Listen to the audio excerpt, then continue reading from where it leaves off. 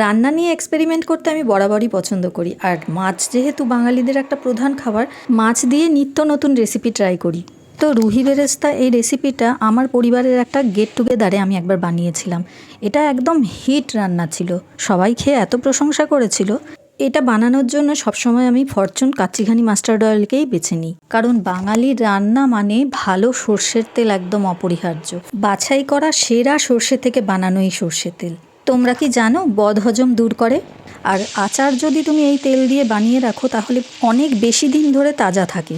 এই রুহি বেরেস্তা রেসিপিটা বানানোর জন্য কিন্তু প্রথমে বেরেস্তা বানিয়ে নিতে হবে। মাছের পিসগুলো ভেজে নিলাম।